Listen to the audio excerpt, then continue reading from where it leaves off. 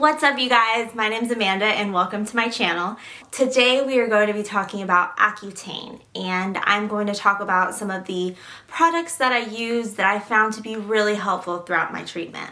Quick caveat, I know that Accutane is a brand name that, at least in the United States, you are no longer able to get. The actual medication name is called Isotretinoin. I'm not sure how you pronounce it, but at least here in the United States, when you ask for Accutane, it's not actually going to be Accutane, it's going to be a different name brand. But for the purposes of this video, I'm going to call it Accutane because I think that's the more common, recognizable name.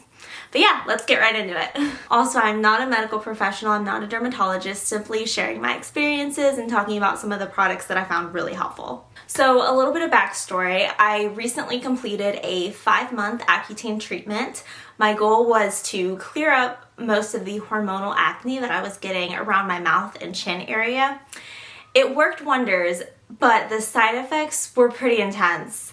Some of the most common ones that I dealt with are super dry, flaky skin, dry, cracked, peeling lips. I also got really bad dandruff at one point, and I've never had dandruff in my life until I started using this medication. But here are some of the products that I use on a daily basis to help alleviate some of the side effects. So like I mentioned, one of the side effects of Accutane is super dry, flaky skin. So the number one holy grail product that helped me during my Accutane treatment was this Cerave Moisturizing Cream.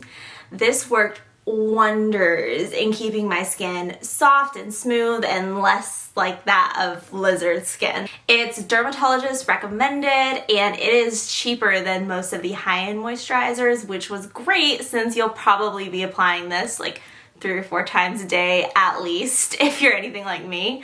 I've even continued to use it post-treatment because it is that good, and like I said, it's much cheaper than the high-end moisturizers that I'd been using previously. The second product that really helped me was this Aquaphor healing ointment. So I use this every day, multiple times a day on any area that needed extra moisture, especially on my lips. I would wake up in the morning, brush my teeth, and immediately put this on my lips, and it was the only thing that would keep them from getting dry and cracked and flaky. I probably put it on my lips like 6 to 8 times a day because I would have to reapply pretty much every time I ate or drank something. This works so much better than just your regular chapstick or lip balm. I tried so many different brands of chapstick and lip balms during my Accutane treatment, but none of them were giving me the moisture that I needed.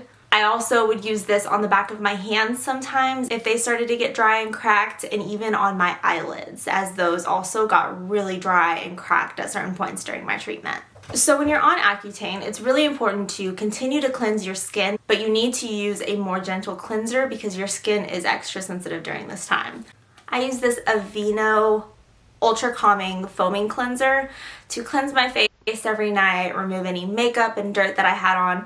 It's super gentle. It comes out like a foam, which I really liked. It's a super easy product to use every night before I went to bed to take off any makeup, remove any dirt off my face so that I could keep my face clean, but also not irritate it too much. So I usually do not like using physical exfoliants to exfoliate my face. I prefer to use some kind of chemical exfoliant.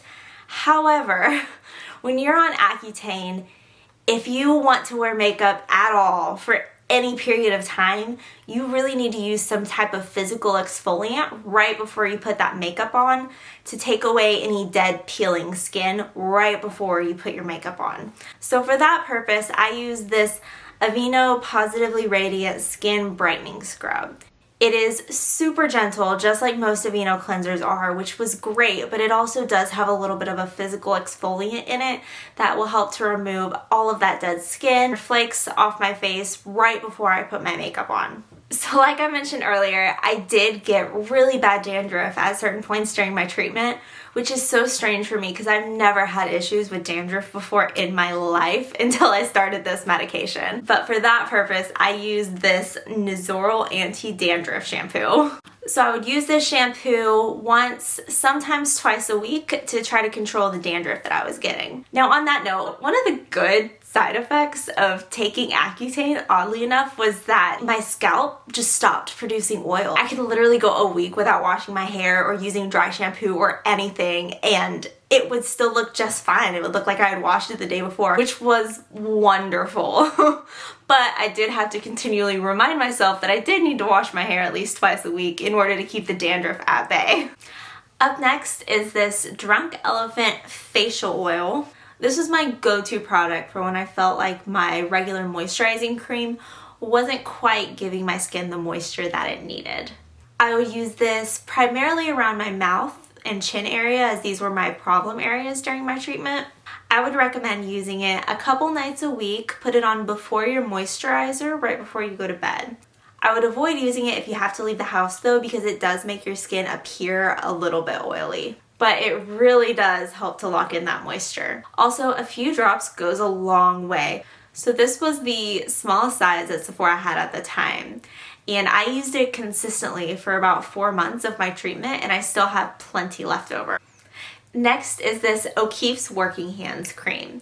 So during my treatment, I got really bad eczema on the backs of both of my hands and kind of like where my wrists start. My doctor said that this wasn't a really common side effect, but it does happen. I tried so many different hand creams and lotions, but this really was the holy grail of hand creams. It's unscented, so it doesn't add any additional irritation to your skin, and it really was the only thing I could find that could keep the skin on the back of my hands from looking like that of lizard skin. And last but not least, sunscreen. Now, you should already be wearing sunscreen every single day, anytime you're going outside, even if you're just hanging out inside. If there's a bunch of windows in your house, you should be wearing sunscreen every day. However, it's extremely important when you are taking Accutane because your skin is that much more sensitive to the sun, and it is so much easier to get sunburnt when you're on Accutane. So I really don't have like a go-to sunscreen that I use every single time. I'll use pretty much anything that is above 55 SPF that doesn't have too bad of a white cast. So if you have a go-to sunscreen that you swear by, please comment it down below because I am taking suggestions.